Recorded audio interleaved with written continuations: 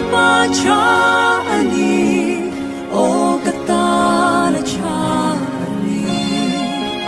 kapong tatluangin lang lo mase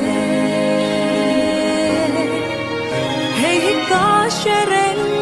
min hen kolchi min mangay tuani kay katan ya lalpachani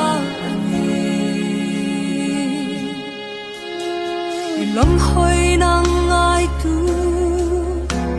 ihoy sangay lovang imutir chin ingay saksia iti isang an soy chin